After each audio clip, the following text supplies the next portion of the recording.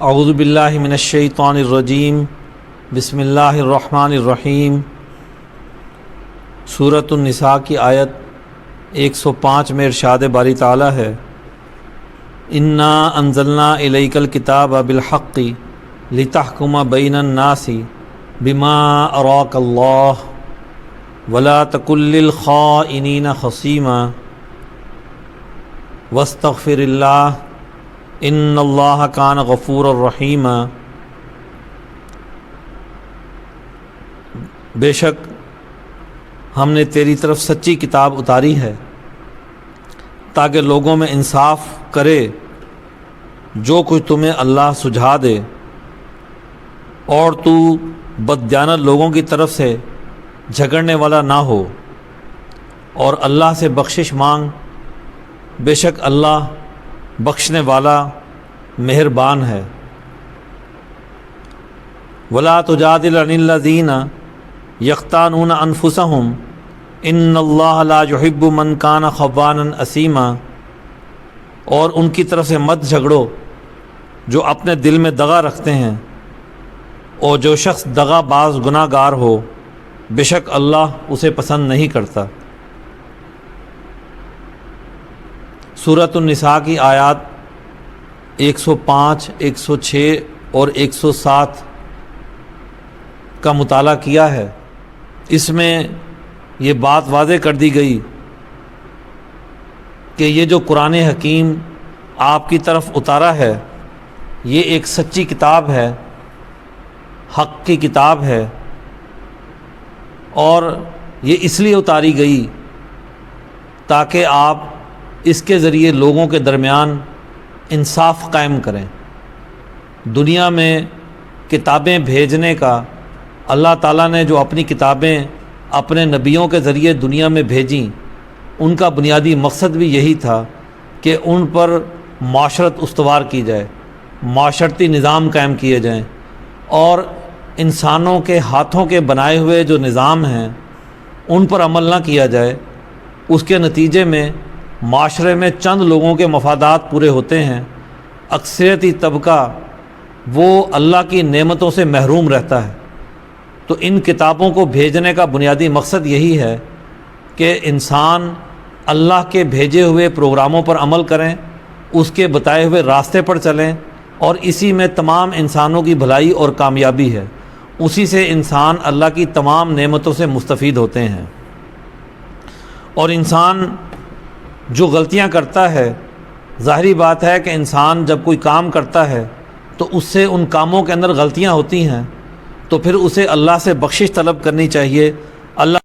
بہت ہی معاف کرنے والا اور رحم کرنے والا ہے۔ اور معاشرے کے وہ طبقے جو دغا باز ہیں، دھوکہ دینے والے ہیں، گناہ کے کام کرنے والے ہیں، اور پھر وہ کوشش کرتے ہیں کہ دوسروں کو بھی گناہوں پر آمادہ کریں، اور پھر خود غلطی کر کے دوسروں کو پیسے دے دلا کر یا کسی غلط عمل پر ابھار کر یا کسی اور ذریعے سے یا کوئی اور رعایت مانگ کر یا پھر کسی قبیلے کا ہونے کی وجہ سے، ہم قبیلہ ہونے کی وجہ سے، یا کسی کے ساتھ ہم مذہب ہونے کی وجہ سے وہ رعایت مانگتے ہیں، تو ایسے دغا بازوں کے کہنے میں نہیں آنا چاہیے، بلکہ صحیح بات یہ ہے کہ انصاف کو پکڑنا چاہیے، انسانوں کے درمیان انصاف کرنا چاہیے، اور وہ انصاف بلا تفریق رنگ، نسل، مذہب وہ معاشرے کے اندر قائم ہونا چاہیے۔ اسی طرح اس زمانے میں جب کچھ لوگ مسلمان ہوئے تو بعض لوگوں نے تو دین اسلام کو دل سے قبول کیا، بعض لوگوں نے اس لیے قبول کر لیا چونکہ ان کا قبیلہ مسلمان ہو گیا تو وہ بھی مسلمان ہو گئے، یا کسی کا کوئی دوست مسلمان ہو گیا، یا وہ کسی کو چاہتا تھا وہ مسلمان ہو گیا، اس لیے اس نے بھی اسلام قبول کر لیا، تو دراصل اس نے دل سے اسلام کو قبول نہیں کیا، اور وہ اپنی پچھلی حرکتوں سے باز نہیں آیا۔ تو یہاں پر ایک شخص کے واقعے کا ذکر کیا گیا ہے کہ وہ ایسا ہی دغا باز تھا کہ اس نے ایک مرتبہ کسی کے گھر سے کچھ چوری کی، اور اس چوری میں ایک آٹے کی بوری اور کچھ دیگر سامان، اس نے اس کا قیمتی سامان چرا لیا۔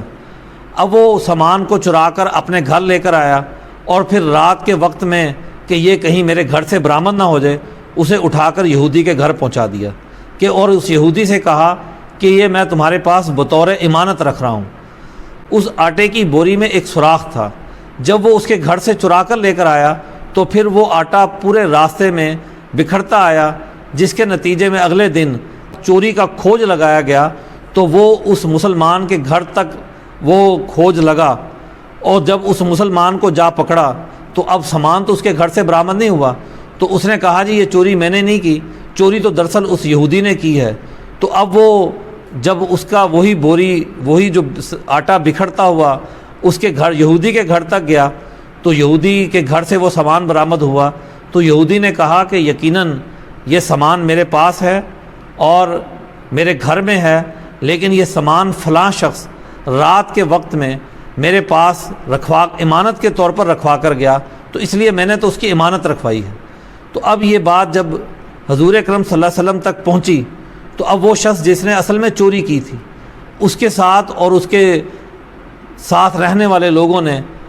یہ کہنا شروع کر دیا، اس کی حمایت کرنی شروع کر دی کہ یہ شخص ایسا نہیں ہے، یہ اصل میں تو اسی نے چوری کی ہے۔ تو یعنی اس طرح کی باتیں تاکہ وہ اپنے آپ کو بری ظاہر کریں کہ یہ ان کی ذمہ داری نہیں ہے کہ انہوں نے چوری کی، یہ چوری ان کے ذمہ نہ پڑے، اس طرح کی باتیں کر کر کے یعنی دوسرے کو قائل کرنے کی کوشش کرنا۔ اور وہ قائل بعض مرتبہ اس لیے کہ وہ اس کے دوست ہیں، بعض مرتبہ اس لیے کہ وہ اس کے علاقے سے ہیں، بعض مرتبہ اس لیے کہ وہ ان کے ہم مذہب ہیں۔ تو جو چرب زبانی کرنے والے لوگ ہوتے ہیں وہ چرب زبانی کر کے دراصل بات کا رخ کسی اور طرف پھیرنا چاہتے ہیں۔ تو یہاں پر واضح کر دیا گیا کہ ایسے لوگوں کے باتوں میں آنے کی ضرورت نہیں ہے۔ یہ لوگ اصل میں بنیادی طور پر یہ چاہتے ہیں کہ فیصلہ ان کے حق میں ہو جائے اور غلط فیصلہ ہو جائے، چاہے کوئی غلط فیصلہ ہی ہو جائے لیکن ان کے حق میں ہو جائے۔ آٹے کا رخ جو ہے وہ یہ بتا رہا تھا کہ اس کے گھر بھی گیا ہے اور جو سامان برآمد ہوا وہ کسی اور کے گھر سے ہوا، تو ظاہری بات ہے کہ یہ فیصلہ بہت مشکل تھا، اور یہاں پر یہ ہو سکتا تھا کہ یہ فیصلہ اس شخص کے حق میں ہو جاتا جس کے گھر سے مال برآمد نہیں ہوا، لیکن وہ حقیقت میں چور ہے۔ تو اس لیے یہاں پر واضح کر دیا گیا، اللہ تعالیٰ کی طرف سے وحی آئی اور آپ صلی اللہ علیہ وسلم کی رہنمائی کی گئی کہ ان لوگوں کی باتوں میں نہ آئیں، آپ ٹھیک ٹھیک انصاف کیجئے۔ ایک مرتبہ حضور اکرم صلی اللہ علیہ وسلم نے فرمایا کہ تم لوگ اپنے معاملات میرے پاس لے کر آتے ہو، اور اگر کوئی بڑھ چڑھ کر بات کرے، حضور اکرم صلی اللہ علیہ وسلم کے سامنے جو بھی حالات واقعات پیش کیے جاتے ہیں آپ ان کی روشنی میں فیصلہ کرتے ہیں۔ تو آپ صلی اللہ علیہ وسلم نے فرمایا کہ اگر کوئی شخص اپنی چالاکی یا ہوشیاری سے یا فالتو بات کر کے اپنے حق میں فیصلہ کروا لیتا ہے تو دراصل وہ ایک آگ کا ٹکڑا میرے پاس سے لے کر جاتا ہے، اور آخرت میں اس کا انجام جہنم کی صورت میں اس کے پاس ہوگا۔ تو یعنی وہ آگ ہے جو آگ دنیا میں بھی اس نے پکڑی اور وہ آگ اس نے آخرت میں بھی پکڑی۔ تو اس لیے بنیادی چیز یہ ہے کہ انسان کو درست بات کہنی چاہیے، درست عمل کو اختیار کرنا چاہیے۔ یہاں پر ہمیں انصاف کے تقاضوں کی طرف بھی متوجہ کیا گیا کہ انصاف بلا تفریق رنگ نسل مذہب ہونا چاہیے۔ یہ نہیں ہے کہ کسی کے اندر قائل کرنے کی صلاحیت ہے تو اس کی بات مان لی جائے، اور کسی کے پاس قائل کرنے کی صلاحیت نہیں ہے لیکن وہ حق پر ہے تو وہ اپنے کوئی کسی کے ساتھ ناانصافی نہ کرے کہ وہ چرب زبانی کے ساتھ یا اپنی بولنے کی صلاحیت کے ساتھ فیصلہ اپنے حق میں کروا لے، تو دراصل اس نے اپنا حق نہیں لیا، اس نے ایک ناحق چیز اپنے ہاتھ میں لی۔ تو آج میں کی اس دور میں بھی ہمارے لیے مثال ہے، اللہ کے رسول کے پاس تو وحی آتی تھی اور وہ وحی نے اس بات کو واضح کر دیا کہ حالات کو اچھی طرح اس کی چھان بین کرنی چاہیے۔ انصاف کے تقاضوں کو کرتے وقت، انصاف کرتے وقت تمام معاملات کی چھان بین بہت ہی اچھے طریقے سے کرنی چاہیے اور فیصلہ حق اور انصاف کے ساتھ کرنا چاہیے۔ محض قانونی تقاضوں کو پورا کر دینا اور پھر حقدار کو اس کا حق نہ دلانا، یہ کوئی انصاف نہیں ہے۔ اللہ کے رسول کی سنت نے ہمیں بتایا انصاف یہی ہے کہ جو اصل حقدار ہے اس کا حق دلایا جائے، جو اصل مجرم ہے اسے اپنے کیفر کردار تک پہنچایا جائے۔